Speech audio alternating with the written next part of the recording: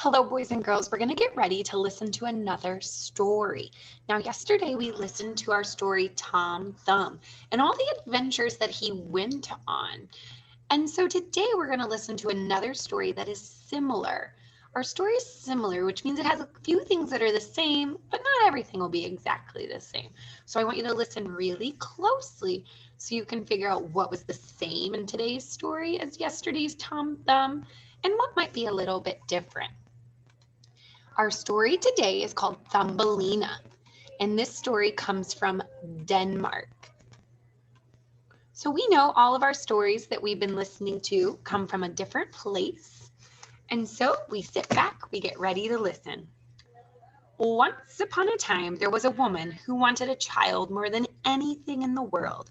At last, in loneliness and sorrow, she went to a wise woman and spoke her desire. "Well, that's easy as winking," said the wise old woman. "Take the seed and plant it in a flower pot filled with good rich soil. Water it carefully and guard it very well." The woman did as the wise old woman had said. The first time she watered the seed, a large, brilliant flower sprang up. It was still a bud with the petals closed tight.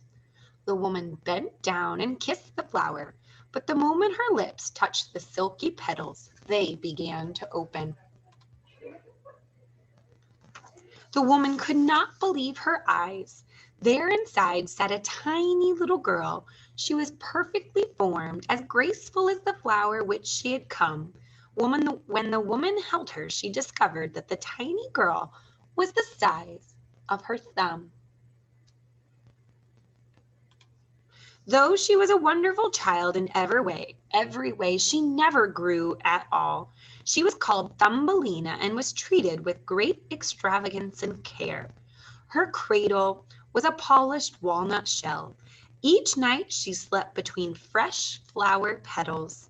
In the daytime, she liked to sit at a table and sing in the sunlight. Her voice was beautiful. One night, as she lay sleeping, a toad hopped in at the window.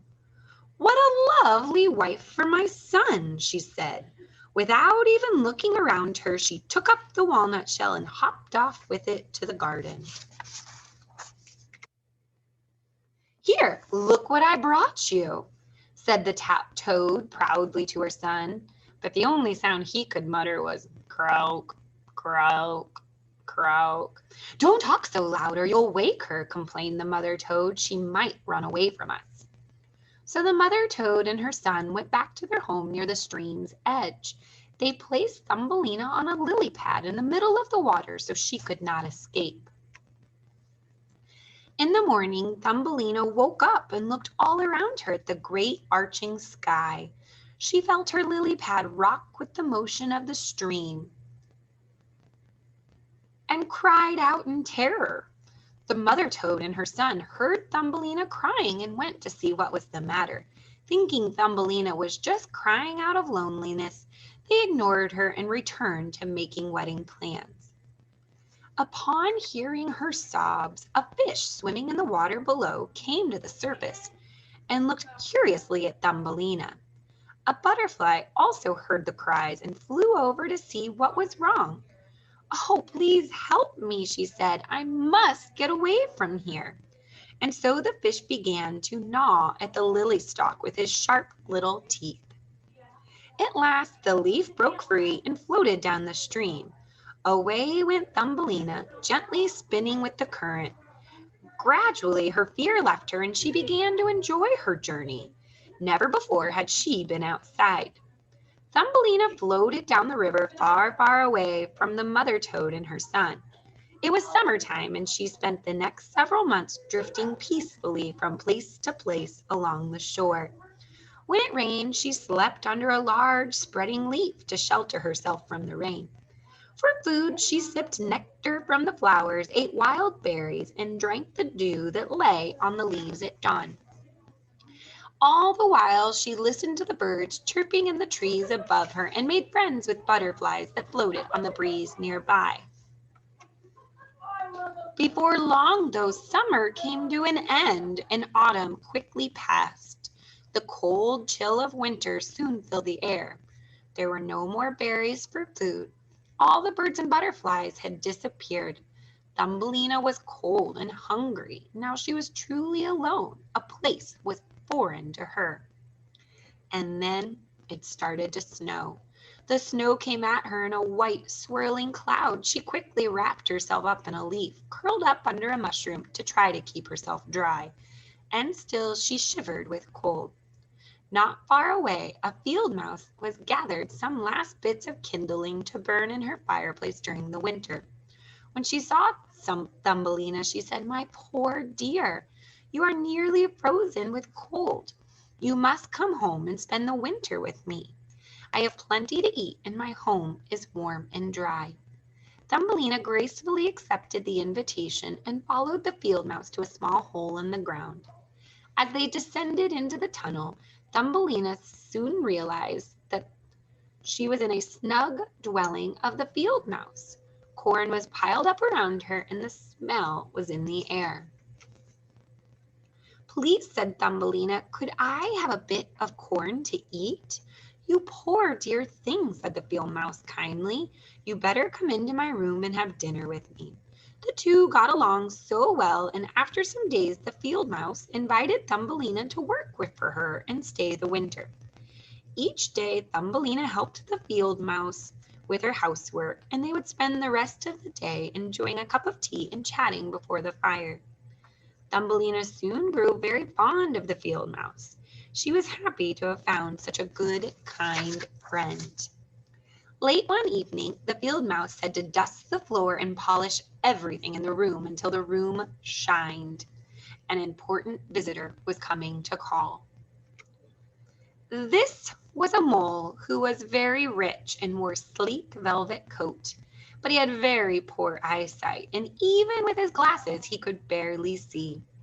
He hated the sun and mocked all creatures that lived outdoors. The field mouse, however, was very impressed by the mole's riches. She told Thumbelina to sing for him and to tell him stories of her travels. As he listened to Thumbelina's beautiful voice, the mole fell in love with her. The next time he came to visit, he said he would show her his rooms underground. By the pale light of a piece of torchwood, he led them through a long, twisting passage. Suddenly, they came upon a swallow lying sprawled in the passageway. Thumbelina felt very sorry for the swallow, but the mole kicked at him with his stumpy legs. "Ugh, this silly bird does nothing but fly all day from branch to branch and did not prepare for winter." Thumbelina said nothing and let the mole and field mouse walk ahead. "Goodbye, swallow," she said. "It might have been you who sang to me this summer when the trees were green." She laid her head on his soft feathers for a moment, then darted back in fright. Something moved inside him with a slow, steady rhythm of a heartbeat.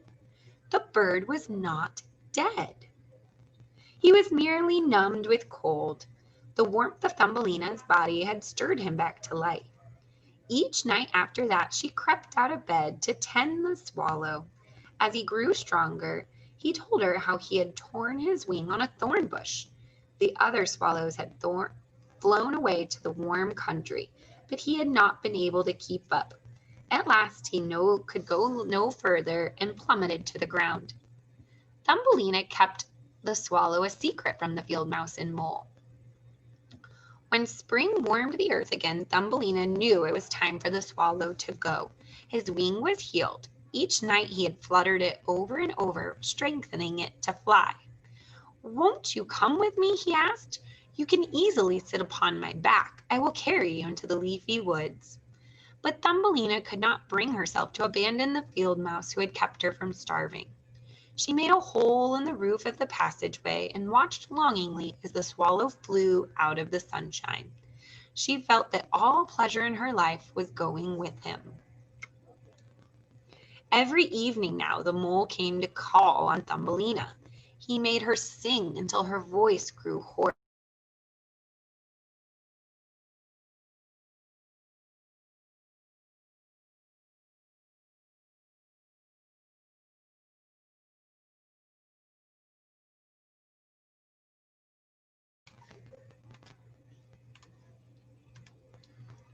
The mole and the field mouse agreed that she would be married to him in autumn. But Thumbelina did not want to marry the mole. She wept bitterly whenever she thought about their wedding day. Every morning when the sun rose and every evening when it set, she was allowed to go to the door and stand outside. In the heat of August, the corn had grown high as the forest, and when the wind blew the stalks apart, she could see bright pieces of sky. How beautiful it was! She did not know how she would live deep inside the earth with the mole, who she now despised more than ever. As the time of her wedding drew closer, she sobbed her fears to the field mouse.